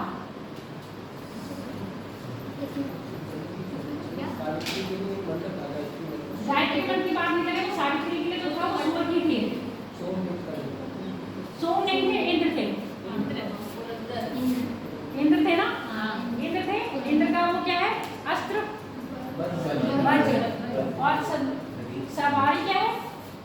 एरावत नाम है, नाम क्या है? पता नहीं। चलो जिंद अवस्था में जो जिंद अवस्था का इंद्र था वही सेम कहाँ बताया गया है? यहाँ बताया है, ठीक है, वैदिक का इंद्र। जिंद अवस्था की जो वायु, हमारे यहाँ वायु कहते हैं ना, वायु ऋग्वेद या वैदिक की जो वायु थी जिंद अवस्था में क्या थी? वो वायु, ठीक है। हमारे यहाँ का मित्र, यहाँ का क्या था? मित्र, हमारे यहाँ का मित्र और यहाँ का मित्र, यहाँ था वायु और हमारे यहाँ का वायु। यहाँ थे इंद्र, यहाँ भी थे इंद्र। ये शब्द लिख लो अवस्था में और ये शब्द लिख लो ऋग्वेद में। खिचड़ी पक गई, मैं बोलते जाऊंगी। एक तरफ लिखो जिंद अवस्था और दूसरी तरफ लिखो ऋग्वेद, ठीक है। अवस्था में लिखो इंद्र, जो ऋग्वेद में भी इंद्र है, हाँ इंद्र जो ऋग्वेद में भी कौन है? इंद्र है। एक तरफ है जिंद अवस्था का हो गया, दूसरा है आपका वायु, हाँ जिंद अवस्था के वायु और इंद्र वैदिक के वायु। इसके बाद अगला है मित्र, जिंद अवस्था में मित्र और यहाँ पर है मित्र। समझ में आ गया? कुछ शब्द क्या लिख रहे हैं? लगभग सेम लिख रहे हैं। तो सेम आधार पे इन्होंने कहा है कि आर्य कहाँ से आए थे? मध्य एशिया के बैक्टीरिया प्रदेश के निवासी थे, जो कहाँ पर आए थे? भारत आए थे। क्लियर हो गई बात? इन्होंने क्या करा है? अपनी बात को कहने के लिए सपोर्ट दिया। सपोर्ट किया गया, लिखित साक्ष्य लिए ऋग्वेद के और जिंद अवस्था के। बात क्लियर हो गई इतनी? अब हम बात करेंगे युद्ध संबंधित कारण। इनका आगमन का पता चल गया। आगमन में मतभेद थे, कोई लोग कह रहे थे भारत के निवासी हैं, कोई लोग कह रहे थे कहाँ के निवासी हैं? आपके भारत, बाहर से आए हैं। तो बाहर से आए में जिन्होंने अपनी थ्योरी प्रूव करी वो किसने करी? आपके मैक्स मूलर ने। अब इनका आक्रमण संबंधित है, यानी कि जो आए थे, अगर चलो बाहर से भी आए हैं तो कहीं ना कहीं आक्रमण करे होंगे, आक्रमण करे होंगे ना। आक्रमण करे होंगे तो एक आध लोग मरे भी होंगे, है ना। मरे होंगे तो ऐसा तो नहीं है उनका शरीर उठा के लेके यहीं के यहीं पड़े होंगे, नर कंकाल यहीं के यहीं मिल रहे होंगे ना। तो उन नर कंकालों की साक्ष्य पर भी किसी थ्योरी दी है। तो अब लिख लो आक्रमण संबंधी, हाँ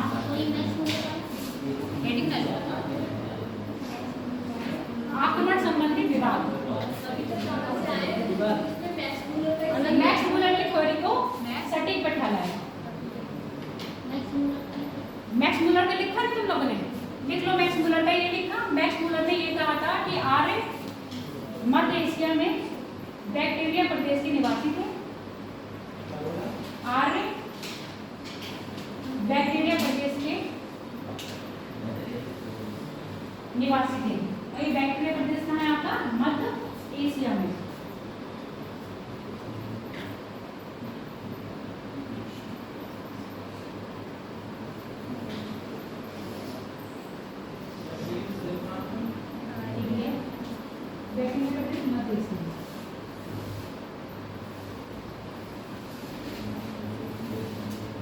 डायग्राम वाले क्वेश्चन समझ लेते हैं, जो पैराग्राफ में आते हैं, सर्किल वगैरह में परसेंटेज वगैरह, पाई चार्ट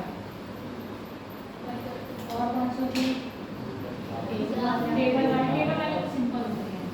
एक बाहर चार्ट होता है और एक सर्किल में होता है।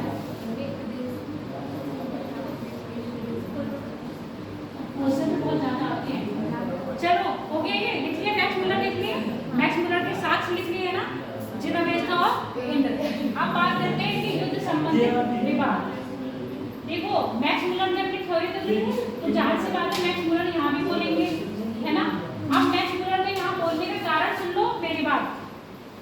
मैक्स मूलर ने भी विवाद में बोला, जब उन्होंने अपनी थ्योरी प्रूफ कर दी है, क्या बोले हैं कि ये लोग कहाँ से आए हैं? भारत से आए हैं। और जब ये लोग यहाँ पर आए तो इन्होंने क्या करा? यहाँ के जो मूल निवासी थे उनके साथ युद्ध किया। क्या करा उन्होंने? युद्ध किया, युद्ध करा।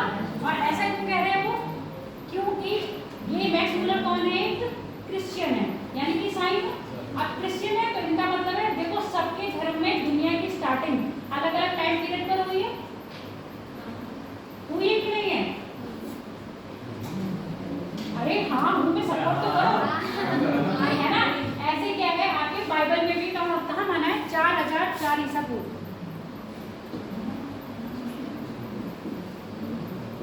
ईसा पूर्व। अब मुझे लग रहा है डेट है इसकी 26 अक्टूबर। क्या आज की डेट है वो? 26 अक्टूबर या 24 ऐसे ही है। अभी डेट मत लिखो, बस अक्टूबर का मंथ है ये मुझे पता है, डेट मैं बता दूंगी। इन्होंने जो शुरुआत करी है वो कहा है कि अक्टूबर 4004 ईस्वी ईसा पूर्व से क्या हुई है आपके दुनिया की शुरुआत हुई है। अब ये मैक्स मुलर ने कहा है। क्यों कहा है? क्योंकि बाइबल में ये चीज लिखी हुई है। बाइबल में ये लिखा है, देखो सब में लिखा है। अगर आप मुस्लिम ग्रंथ पढ़ेंगे तो वहां भी लिखा है कि कब से हुई है, 600 ईस्वी से हुई है ना। नहीं सुना है? अरे भाई वो कौन थे? पैगंबर साहब थे ना, हजरत मोहम्मद साहब पैगंबर साहब जिनको कह रहे हैं, तो 600 ईस्वी से बात करी गई है ना। 570 में जन्म हुआ, 600 में लगभग हुआ है ना। जो उन्होंने धर्म का प्रचार प्रसार करा है वो 600 से करा है ना। मुझे 600 याद है, कंफर्म करके मुझे बताना ये चीज। लिखा है ना, तो मतलब वो 600 के आसपास ही लगभग इन्होंने कहा है। तो यहाँ पर ऐसे ही बाइबल में इन्होंने कहा है कि जो संसार की, जैसे हम लोग कहते हैं ना सृष्टि की स्थापना, यानी कि सृष्टि का जब विकास हुआ तो कब से हुआ, ये चीज ऐसे इन्होंने कहा है बाइबल में। सृष्टि का जो विकास हुआ है वो कब हुआ है? अक्टूबर 4400 ईसा पूर्व में हुआ। अब उन्हें अपनी ये बात प्रूव करनी तो जाहिर सी बात है, जब सृष्टि की बात कर रहे हैं तो आर्यों का आगमन और आर्यों का अंत इसी बीच में ही रखना था ना उन्हें, रखना था कि नहीं? आर्यों का आगमन और आर्यों का अंत इसी बीच में फिट करना था। तो उन्होंने यही टाइम पीरियड दिया। फिर उन्होंने क्या कहा? टाइम पीरियड उन्होंने दिया तो आर्यों का आगमन है भारत में वो कब है? 1200 या 1000 ईसा पूर्व के आसपास। समझ में आ गई? उन्होंने क्या सिचुएशन दी? उन्होंने कहा भारत में जो आर्यों का आगमन है वो 1200-1000 ईसा पूर्व के पास में है। वो हाँ, ये सब मिटा दो।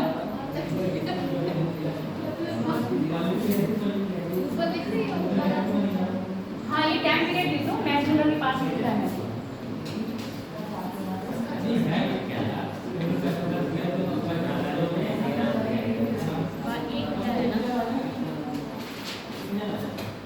चलो सुन लिया। अब इन्होंने ये बात कह दी। अब कुछ लोग ऐसे थे जो क्या कह रहे थे इनकी कटाक्ष में। इन्होंने ये बात कही, इन्होंने किसके आधार पे कही? बाइबल के आधार पर। ये बात इन्होंने क्या कही है? बाइबल के आधार पे कही है। अब इनकी बात की कटाक्ष पर जो शोध हुए, मैंने कहाँ बात कही थी, जब युद्ध हुए होंगे तो नरकंकाल भी मिले होंगे, है ना। जो ये नरकंकाल मिले हैं, अगर हम उन लोग किससे मैच कर रहे हैं? आधुनिक मानव से मैच कर रहे हैं। यानी कि हड़प्पा में जो नरकंकाल है और जो आधुनिक भारत के नरकंकाल है वो क्या हो रहे हैं? मैच हो रहे हैं। तो इन्होंने ये कहा है जब उनके नरकंकाल मैच हो रहे हैं, अगर आर्य भारत से आए होते तो उनका सिम्टम्स हमारे से नहीं मिल रहे होते ना, मिलते या नहीं? अगर आज कोई भारत काल में विदेश का आपके सिम्टम्स के साथ मिलाए जाएं तो क्या जीन्स आपके मिलेंगे? कुछ गुण मिलेंगे? तो उन्होंने यही कहा जो यहाँ नरकंकाल पाए गए हैं, कहाँ? भारत में, वो नरकंकाल किससे मैच कर रहे हैं? हड़प्पा लोगों के से मैच कर रहे हैं। आप लोग आर्यों के साथ मतलब और किसी के साथ मैच नहीं कर रहे हैं। अगर मैच नहीं कर रहे होते तब हम मानते हैं कि आर्य कहाँ के निवासी हैं? भारत के। अभी मैं बात कर रही हूँ जो हम लोग हैं वो ये कह रहे हैं हम लोग का विकास किससे हो रहा है? आर्यों से हो रहा है। तो हम लोगों के जो बायोलॉजिकल जीव क्या कहते हैं उसको, जीन्स हैं, वो मैच कर रहे होते। किसके साथ मैच करते? आर्यों के साथ मैच करते। पर वो मैच किसके साथ कर रहे हैं? हड़प्पा के जो नरकंकाल मिले हैं उनके साथ। तो उन्होंने अपनी बात को प्रूफ करने के लिए बस यही दिया, जो हमारा पुरातात्विक उत्खनन हुआ उसमें जो नरकंकाल मिले हैं उनका जो बायोलॉजिकल टेस्ट किया गया, उस टेस्ट में जो मैच हुए हैं वो कहीं बाहर के लिए आधुनिक मानव और उनके मैच हुए हैं, किसी और के साथ मैच नहीं हो रहे हैं। तो हम इस बात का खंडन कर रहे हैं कि आज कहाँ के निवासी थे, मतलब आज कहीं बाहर से आए थे।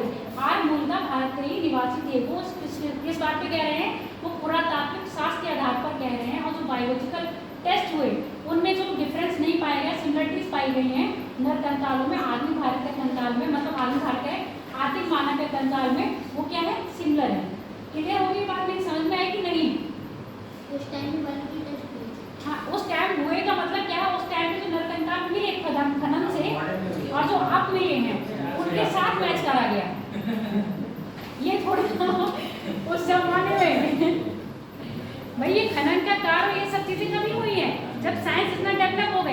अभी भी खनन का काम चल रहा है ना। ये इतनी बात क्लियर हो गई है।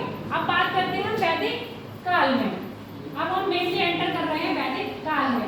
समझ में आ गई? अब तक ये क्या था? अब तक ये पूरी स्टोरी की प्रूफ कर रहे थे हम लोग अपनी बात को। आर्य कहाँ के निवासी थे, कहाँ के नहीं थे, क्या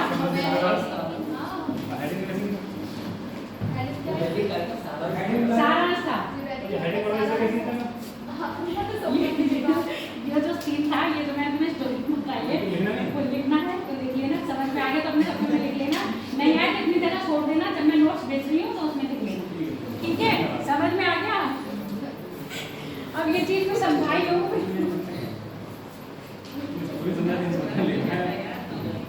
एक चीज इसमें रह रही है अभी, वो रह रही है विदेश से जो मिले हैं, ईरान से भी कुछ ऐसे लेख अभिलेख मिले हैं।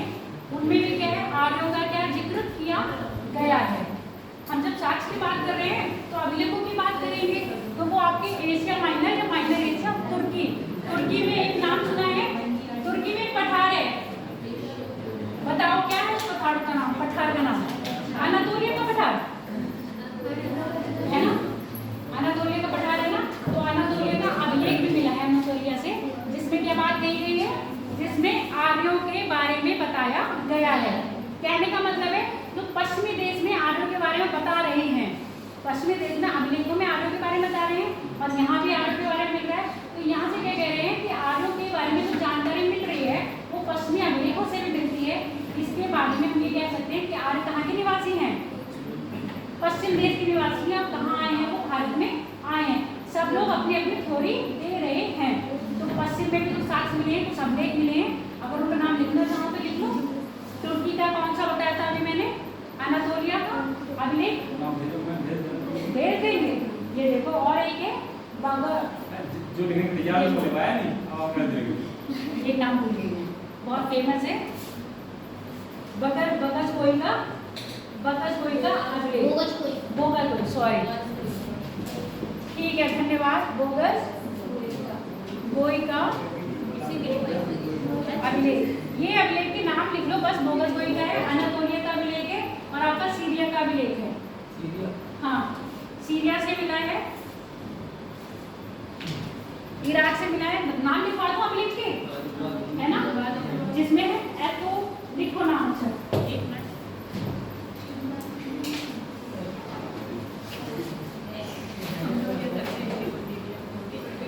हेडिंग डालोगे तो ऐसे लगता है।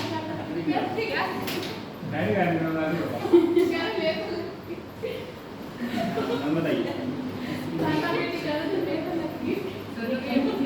तुम खाता पीते तो इतनी अच्छी तरह करते हो। एक बार लाइन ऐसे काट देते हैं, गुस्सा आ रही है ज़्यादा काटना है, इसमें गुस्सा आ रही है इसलिए ज़्यादा काटना है। चलो लिखो, ऐसे लिखो, हेडिंग डालो पहले। पश्चिम एशिया से प्राप्त, क्या मैं अभिलेख कह रहे हो ना आप लोग कि अभिलेख लिखवा दीजिए हमको, तो मैं लिखवा रही हूँ। पश्चिमी एशिया में आर्यों की संस्कृति के प्रमाण। ठीक है, पश्चिमी एशिया में आर्यों की संस्कृति के प्रमाण, या तो मेन हेडिंग है।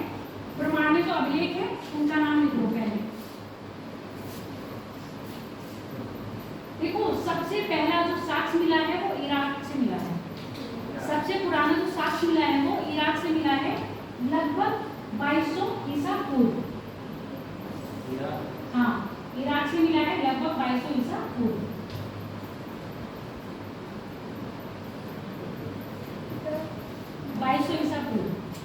जिसमें क्या बात करेंगे, जिसमें बात करेंगे हिंद यूरोपीय भाषा का सबसे, हिंद यूरोपीय भाषा का सबसे पुराना नमूना इराक अभिलेख से प्राप्त हुआ है।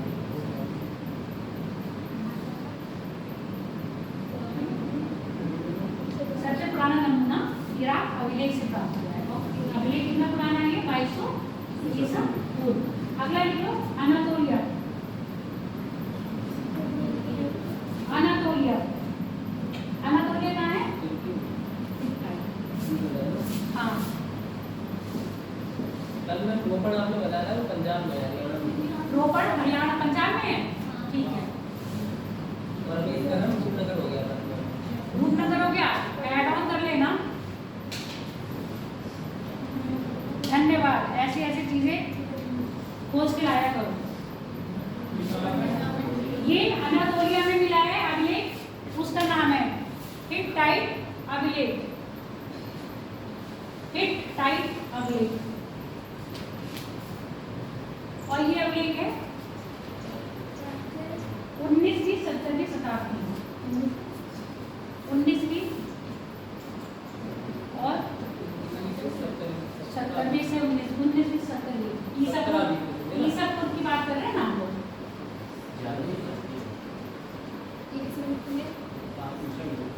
ईसापुर की बात कर रहे हैं ना, तो ईसापुर कैसे चलेगा? हाँ, ईसापुर लिख लेना आगे। इसमें भी क्या बताया गया है? आर्यों के बारे में बताया गया है। अगला लिख लो सीरिया में। क्या है? सीरिया में मिला है नहीं।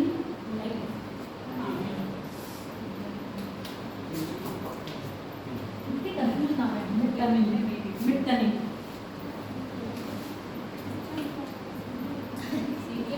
अपने आगे सही है।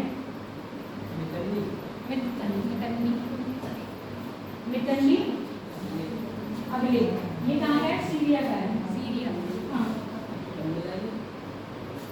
ये 1600 ईसा पूर्व की है।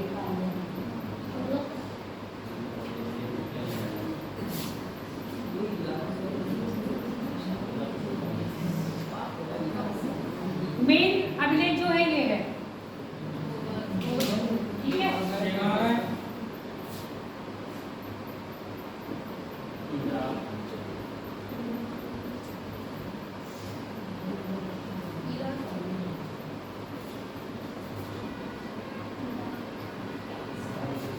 ये लिख लिया। ये कहाँ का था? ये सीरिया का है, ईरान का था। नहीं, इराक सॉरी,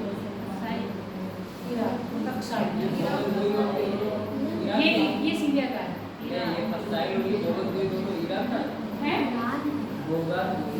बोगास कोई, और ये बोगास कोई ईरान का है। पश्चिम एशिया, बोगास कोई पश्चिम एशिया में इराक, तुर्की ये सब आ जाएंगे ना।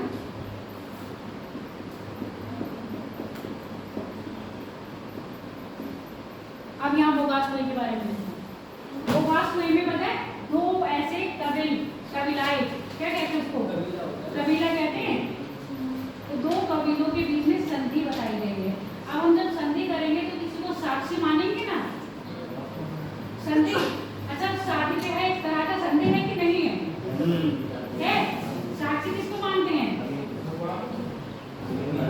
मैं अगले को साक्षी मान के वचन देता हूँ या वचन देती हूँ, होता है ना ऐसा।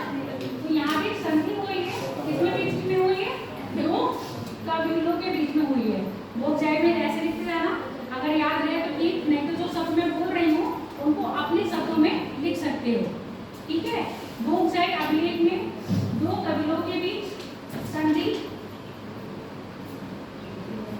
दो कबीलों के बीच संधि का उल्लेख है।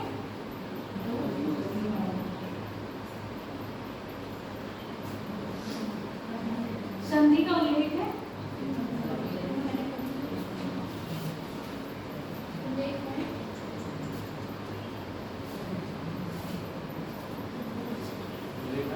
एक तो कबीला ये है, कबीले के नाम दो कबीलों में, एक कबीले का नाम ये है, एक कबीले का नाम है सन्नी, खत्ती सॉरी। दो कबीलों के नाम है जिनके बीच में क्या हो रहा है? विवाह संबंधित कार्य हो रहे हैं। दूसरा ये लिखा है बेटा खत्ती, और एक ये दो है, इनके बीच में क्या हुई? संधि हुई है। इस संधि में साक्ष्य बनाए हैं देवता, जैसे अपने यहाँ शादियों में साक्ष्य किसको बनाते हैं? अग्नि देवता को। ऐसे यहाँ पर बनाए हैं, पता नहीं तो देखी तो होगी, रिश्तेदार की शादी में क्या है?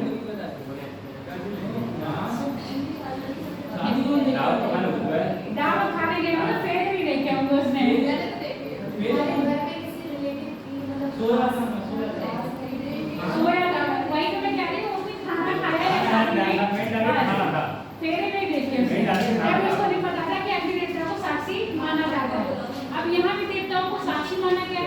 जिन देवताओं को साक्षी माना है उन देवताओं के नाम लिख लीजिए। ऐसे साक्षी है ना, संधि के बीच में साक्षी माना है।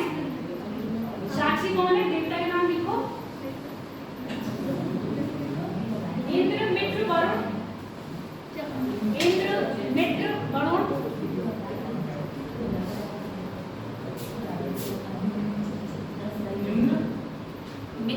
मित्र, वरुण। हाँ, और अगला देवता है ये। आप सुनते जाओ बेटा। इंद्र, मित्र, वरुण, इनके नाम आपके ऋग्वेद में भी है और जिन अवस्था में भी है कि नहीं है? नाम है। बस यहाँ पर जो एक नया नाम आएगा वो किसका है? इसको ऋग्वेद के अश्वनी, सुना है ना नाम? अश्वनी देवता, उनसे रिलेट करा जाता है। अश्विन, अश्विन कहते हैं ना, अश्विन है। अश्विन या अश्विन है? अश्विन है जो हम इसका नाम ले रहे हैं। तुम तो सिर्किटर का नाम ले रहे हो ना। एक कौन है? ऋग्वेद के अश्विन देवता से उसको क्या कर रहे हैं? रिलेट कर रहे हैं। तो इन्होंने एक शास्त्र क्या कहा गया है? आर्य कहाँ के निवासी लोग रहे हैं? क्योंकि आर्य की संस्कृति का पता हमें किससे चल रहा है? बोगस गोई अवलिक से। अब बोगस गोई अवलिक कहाँ मिल रहा है? आपका मध्य एशिया में मिल रहा है। और दो कबीलों के बीच में क्या हो रही है? संधि हो रही है। उस संधि का साक्षी कौन बन रहे हैं? देवता बन रहे हैं। अब कौन कौन से देवता बने हैं? इंद्र, मित्र, वरुण और अब नास का जो हमने समावेश निकाला कि हो सकता है इन देवताओं की जो क्वालिटी हो वो हमारे कौन से अश्विन देवता से मैच करती हो। क्लियर हो गया इनकी बात? बस यहाँ पर कालखंड लिख लो। कालखंड हम बात करेंगे कल, ठीक?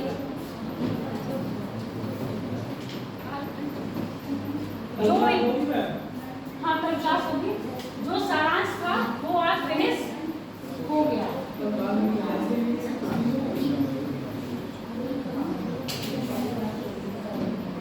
कल एग्जाम किस किस का है? मेरा तो है, जा रही हो?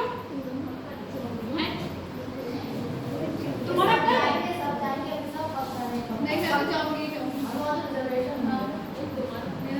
उसका भी सुबह तक पक्का नहीं है पर अभी पक्का है।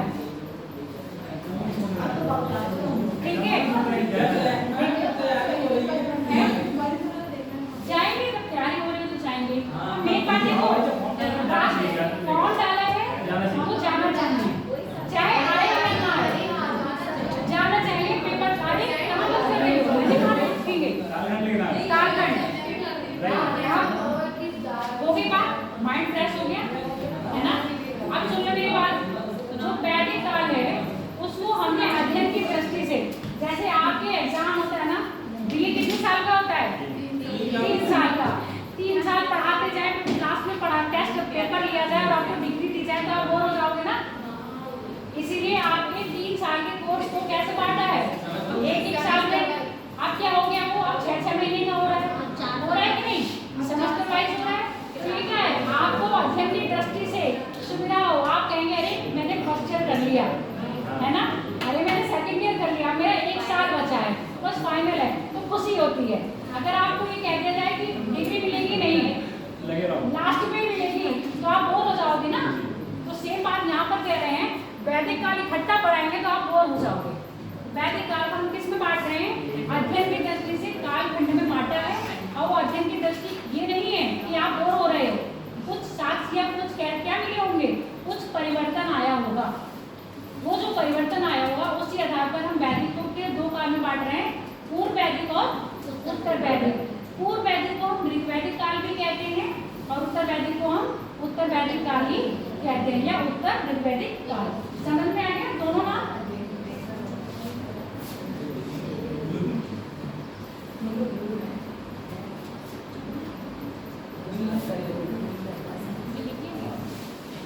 लिख लो, इसके बारे में बात हम कल करेंगे। छुट्टी कर देंगे आप? मतलब क्यों, आज पूरा दिन पढ़ना है क्या? क्या ऐसे छुट्टी कर देंगे आप? चलो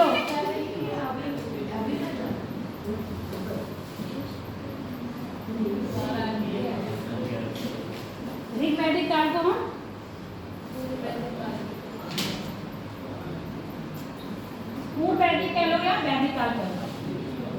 वैदिक अच्छा रहेगा। पूर्व वैदिक है। पूर्व वैदिक का ज्यादा अच्छा है। ये वैदिक का पार्ट है ना, सब पार्ट। चलो ठीक है, दोनों ही नाम लिख दिए हैं, चाहे ऋग वैदिक कह लो चाहे पूर्व वैदिक कह लो। यहाँ पर चाहे कह लो उत्तर ऋग वैदिक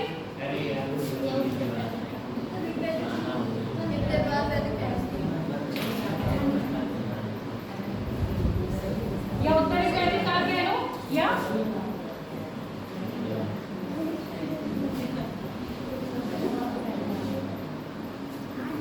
ठीक है।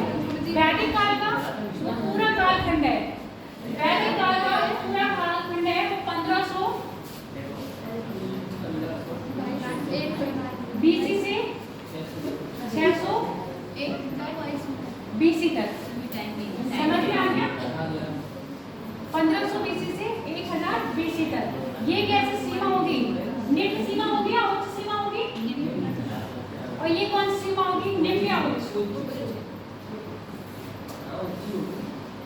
चलो बताओ बेटा, 1500 निम्न होगी या उच्च होगी? और ये पता है कैसे? क्योंकि 1500 में हम मान रहे हैं हड़प्पा संस्कृति का क्या हुआ है? अंत हुआ है और वैदिक संस्कृति का प्रारंभ हुआ, यानी कि वैदिक संस्कृति हाँ आरंभ हुई। तो क्या हुआ? वो जीरो अवस्था में है ना, जैसे बच्चा पैदा होता है तो शून्य अवस्था में होता है, फिर वो जितने साल तक जीता हो उसकी क्या हो गई? अवस्था हो गई ना। तो ये सीधे है 1500 में क्या हुआ है आपका? हड़प्पा संस्कृति का अंत और वैदिक संस्कृति का उदय। और यहाँ पर क्या हुआ है? द्वितीय नगरीय क्रांति। द्वितीय नगरीय क्रांति जब आपके महाजनपद आएंगे, क्या आएंगे? महाजनपद। तो महाजनपदों की शुरुआत कहाँ से मिलती है हमको? 600 बीसी से। इसलिए हमने इसकी क्या मान ली? उच्चतम सीमा 600 बीसी मान ली। अब हमने यहाँ पर इसको दो पूरे टाइम पीरियड को दो भागों में बांट रहे हैं। बांटा ऋग वैदिक काल और उत्तर ऋग वैदिक काल। ये इसकी जो सीमा है 1500 बीसी से 1000 बीसी, और इसकी जो है 1000 बीसी से 600 बीसी। अब ऐसा क्यों कह रहे हैं? ये भी बात सुनते जाओ। 1000 बीसी में देखो, हड़प्पा संस्कृति के लोग लोहे से परिचित नहीं थे, ठीक है। ऋग वैदिक आर्य, ऋग वैदिक आर्य का मतलब ये, जहां मैं ऋग वैदिक आर्य बोलूंगी तो आप ये समझ लेना इनके बारे में बात कर रहे हैं। ऋग वैदिक आर्य भी लोहे से परिचित नहीं थे। 1000 बीसी में लोहे के क्या मिले हैं? कहां से मिले? अतरंगी खेड़ा एटा से।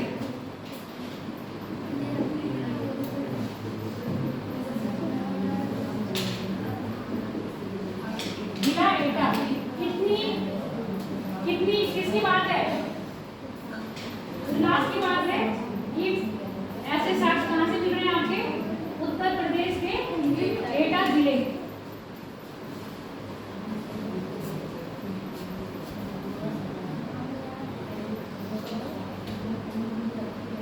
हो गया ये बात समझ में आ गई? और यहाँ पर क्यों बात कर रहे हैं? क्योंकि यहाँ से हो गई थी द्वितीय नगरीय क्रांति 600 बीसी में। अगर यहाँ पर लिखना चाहोगे तो ऐसे लिख लेना, निम्न सीमा उच्च सीमा, निम्न सीमा और उच्च सीमा।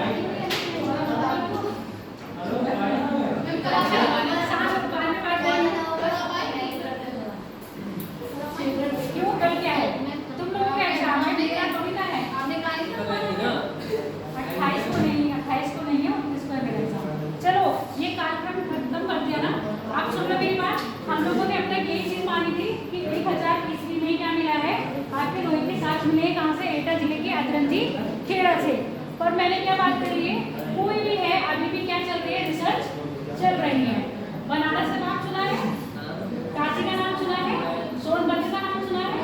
सोनभद्र जिले से लगे हुए जो आसपास के क्षेत्र हैं, जो हमारी प्राचीनतम क्या है, काशी नगरी है। बेटा बात नहीं करो, मैंने क्या बात करी, शोध चल रही है।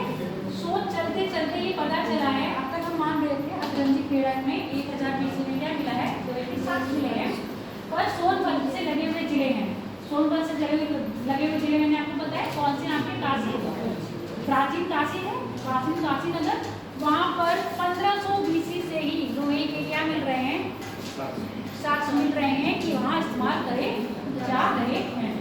नई शोध में ये बात आई है, पर हमारा कालखंड क्या बटा हुआ है, ऐसे ही बटा हुआ है। तो हमें क्या करना है, ऐसे ही पढ़ना है। इस बात को बस आप क्या करोगे, स्टार्ट करके लिख लोगे।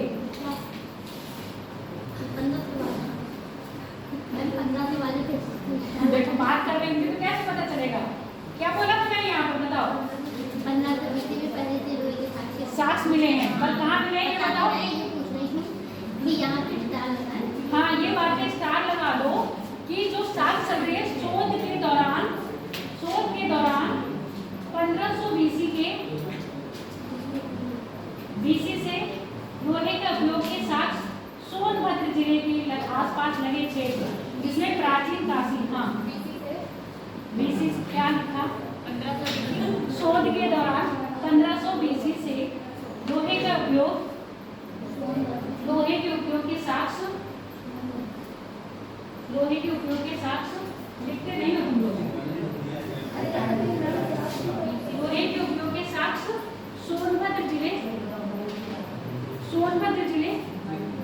जिसमें कितना सूरज कितनी जल्दी लिख लेता है, सोनभद्र जिले से लगे हुए क्षेत्र, जिसमें प्राचीन नगरी काशी से मिले हैं।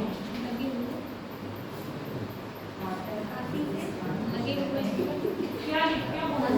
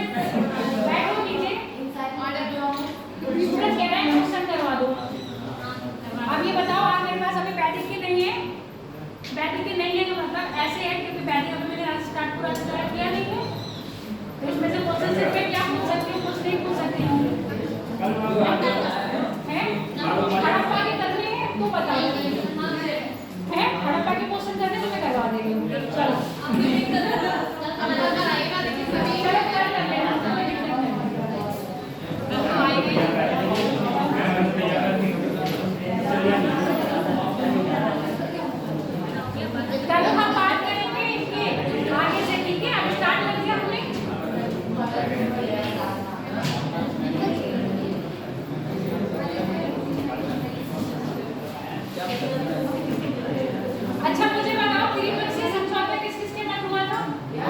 त्रिपक्षीय युद्ध किस किस के मध्य हुआ था? कौन